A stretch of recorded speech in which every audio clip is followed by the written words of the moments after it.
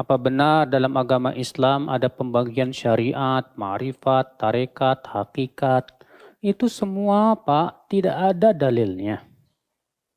Yang Rasulullah SAW bagi kepada kita hanya 3. Islam, iman, ihsan.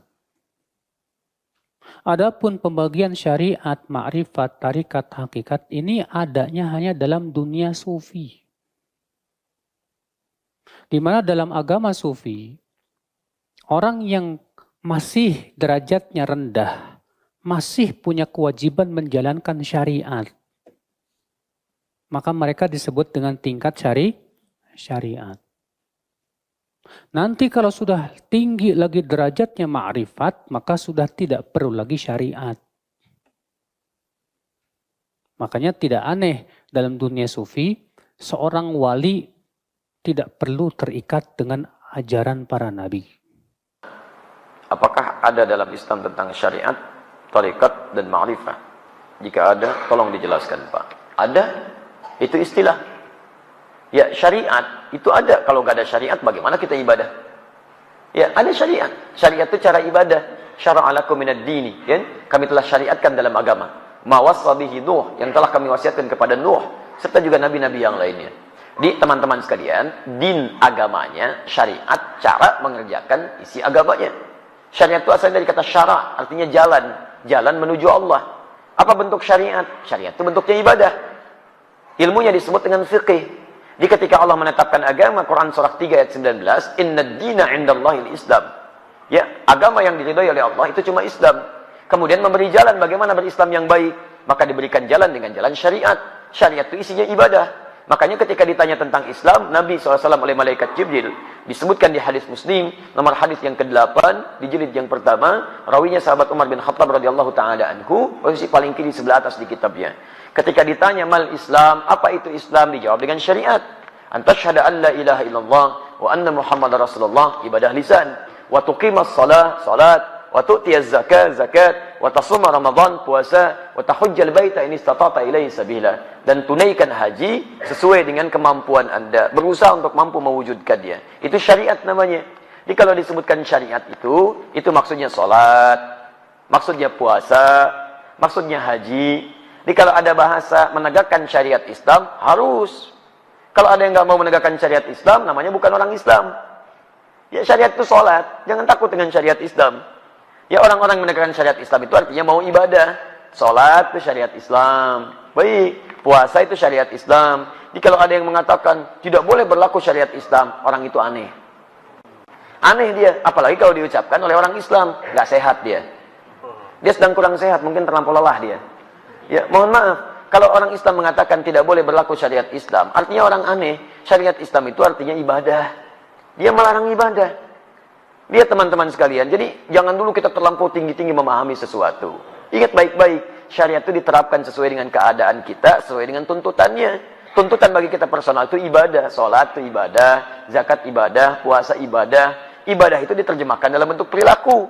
Orang yang sholatnya bagus, akhlaknya mulia, kata-katanya bagus. Jadi ketika kata-kata Anda baik itu Anda sedang mengerjakan syariat Islam. Ketika Anda jujur, Anda sedang menegakkan syariat Islam. Ketika Anda tidak korupsi, Anda sedang menegakkan syariat Islam. Jadi kalau ada orang Islam korupsi, dia sedang menentang syariat agama. Ya. Ketika ada orang Islam misalnya bohong, itu sedang menentang syariat agamanya. Jadi kalau syariat dipraktikkan, aman kehidupan dunia ini. Aman. Coba lihat, di Islam itu bunuh saja satu orang.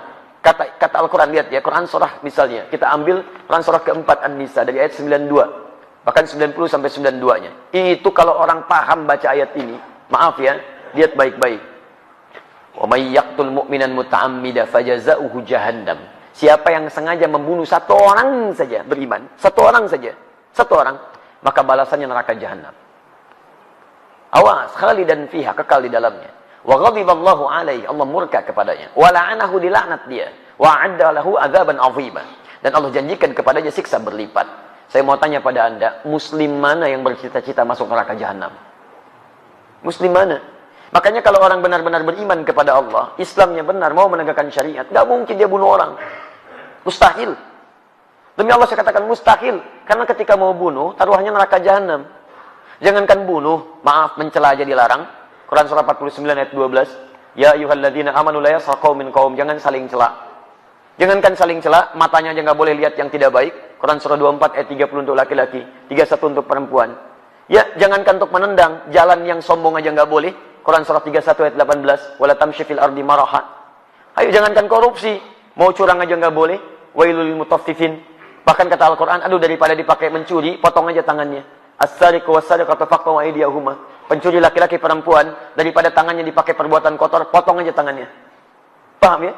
Jadi kalau orang menegakkan syariat Islam dengan baik, aman, polisi tenang tugasnya. Wah, santai aja minum teh. Mau nyuri, ayo, muslim kan? Masya Allah. Mau bohong, nggak bisa. Ayo, ingat ayatnya, cuman gitu aja. Gampang tugasnya, Masya Allah. Nggak ada pekerjaan itu. Baik, jadi tenang teman-teman sekalian. Nyaman kita. Silakan cek zaman Nabi. Berapa banyak tingkat pencurian terjadi? Cek zaman sahabat dan sebagainya. Lapas nggak akan penuh kayak sekarang. Sekarang membludak dan sebagainya.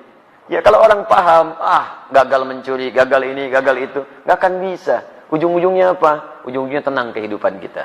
Itu syariat namanya. Baik, cara untuk mengerjakan syariat disebut thariqah. Thariqah itu jalan, cara. Bagaimana caranya? Belajar dengan ilmu. Dengan ilmu. Dulu sahabat ada yang mau sholat, ilmunya belum bagus, belum belajar dia.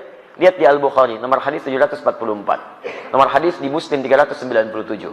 Anda punya 10 salam yang versi bahasa Arab, ya lihat jilid kedua, halaman 31. Perhatikan bagaimana seorang bernama Khalad bin Rafi Az-Zuraiqi salat di masjid Nabi, di samping Nabi. Selesai salat datang pada Nabi. Fa'atan Nabiyya sallallahu alaihi wasallam faqala assalamu alaik, salamu alaik ya Rasulullah. Kata Rasulullah sallallahu alaihi wasallam, "Waalaikumsalam warahmatullah. Irji' salli fa innaka lam tusalli." Balik lagi salat karena Anda belum salat. 3 kali dia mengerjakan, 3 kali Nabi mengatakan, salat lagi Anda belum salat. Dia berkata, ya Rasulullah, ma'usinu ghairah. Saya nggak bisa lebih bagus lagi daripada ini. Alimni, tolong ajarkan saya. Masalahnya, dia tidak belajar dengan baik. Thariqah salatnya, cara salatnya tidak seperti Nabi mengajarkan. Maka dari itu diajarkan oleh Nabi, idza qumta ila shalah. Kalau kamu pengen salatnya bagus, lihat asbighul wudu, sempurnakan wudu. Tsumma istaqbilil qiblah, menghadap kiblat yang benar. Kemudian takbir sampai dengan salam. Diajarkan oleh Nabi. Di thariqah itu cara beribadah dengan baik. Caranya bagaimana? Belajar berilmu. Maka turun ayat-ayat tentang belajar. Nabi aja belajar. Turun Quran 96 ayat 1 sampai 5. Iqra bismi rabbikal ladzi khalaq. Turun Quran surah 9 ayat 122. Wa ma kana al-mu'minuna liyanfiru kaffah. Falaula nafara min kulli firqatin minhum ta'ifah liyatafaqahu fid din. Turun Quran surah 58 ayat ke-11. Ya ayyuhalladzina amanu idza qila lakum tafassahu fil majalis fafsahu yafsahillahu lakum. Banyak ayat Quran dan hadis mengatakan itu sebuah. Ya, muncul hadis misalnya hadis riwayat Al-Bukhari nomor hadis 71 di Kitabul Ilmi, posisi paling kiri sebelah atas di kitabnya. Riwayat Abu Hurairah radhiyallahu taala anhu, "Man yuridillahu bihi khairan yufaqihu fid din." Siapa yang diinginkan jadi orang baik menurut Allah, maka dia akan dibimbing untuk mau belajar tentang agamanya.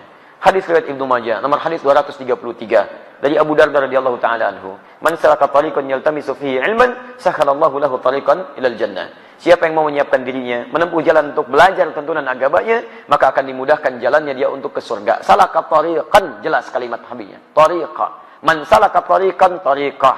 Jadi belajar itu adalah bagian dari sarana untuk mendekat kepada Allah dengan mengamalkan nilai syariat. Kalau tariqahnya sudah bagus, syariatnya sudah baik, maka ma'rifah dia. Ma'rifah itu kenal dengan Allah baik, kenal dengan dirinya, kenal tugas-tugas hidupnya. Kalau orang sudah kenal dengan Allah, tahu bagaimana sifat Allah, tahu bagaimana memanggil Allah, tahu bagaimana Allah, maka dirinya akan menegakkan syariat dengan benar, menjauhi hal yang dilarang, menegakkan hal yang diperintahkan. Nih, kalau orang kenal Allah, dia mau minum, dia kenal karena Allah itu melihat dirinya. Maka karena dia tahu Allah melihat dirinya, dia tidak akan pernah menyentuh minuman yang tidak Allah sukai. Karena saat akan disentuh, dia tahu Allah melihat.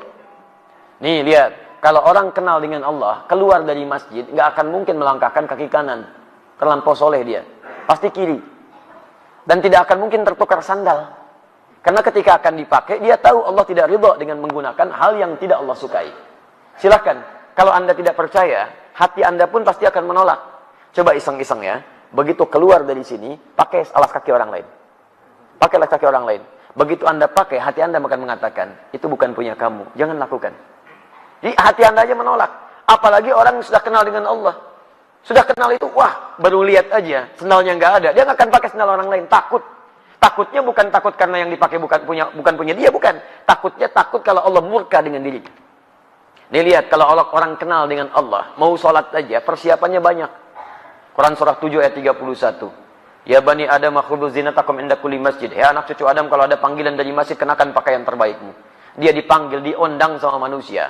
Bahkan cari bahan dulu, dijahit dulu, pakaiannya bagus, ada pakai batik, sepatunya baru berangkat. Dipanggil oleh orang manusia, pakaian bagus. Dipanggil oleh yang menciptakan manusia. Bagaimana kira-kira penampilannya? Maka orang yang kenal dengan Allah, dia akan kenakan pakaian terbaiknya. Malu kalau menghadap Allah, pakaiannya tidak disukai oleh Allah Subhanahu wa ta'ala. Malu kalau bacaannya itu kurang bagus di hadapan Allah. Menghadap pada manusia, bacaan ditata. Kadang-kadang bikin konsep. Begitu saya berhadapan dengan manusia, masih pakai konsep juga. Masya Allah. Bahkan antar pemimpin dunia, satu presiden, masih pakai konsep juga. Takut salah. Ya, takut salah. How can you do that? Masya Allah, lihat misalnya kan. Di konsep takut salah, takut keliru. Berhadapan dengan manusia, Anda masih persiapan. Maka bagaimana berhadapan dengan Allah? Maka orang yang kenal Allah, dia akan belajar. Takut kalau baca Al-Fatihah masih berantakan. Takut dengan kalimat. Katanya bernuntutnya bahwa pengen minta beribadah, tidak ada persiapan kita maksimal. Itu yang disebut dengan ma'rifah. Kalau sudah mendapatkan ma'rifah, puncaknya disebut dengan ihsan. Ihsan itu disebut di hadis Muslim, nomor hadis yang ke-8, di Al-Arba'in nomor hadis yang kedua, di lisan Nabi sallallahu alaihi wasallam. Al-ihsanu an ta'budallaha ka'annaka tarahu, fa illam takun tarahu fa innahu yarak. Orang ihsan itu akan menjadikan semua aktivitasnya sebagai ibadah. Makannya ibadah, minumnya ibadah, duduknya ibadah, seakan-akan merasa dipersaksikan oleh Allah. Paham ya? Baik, itulah ada syariat, ada tariqah, ada ma'rifah. Jadi sebetulnya tidak aneh-aneh. Tidak harus kemudian Anda akan mendapatkan ma'rifah. Ya, kalau datang misalnya ke gua, ke gunung sendirian di situ.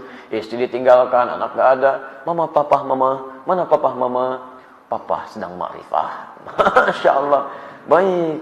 Jadi ma'rifah itu tidak harus kemudian kehilangan segala hal dalam urusan dunia. Paham ya? Ya. Allah Ta'ala alam bisawab.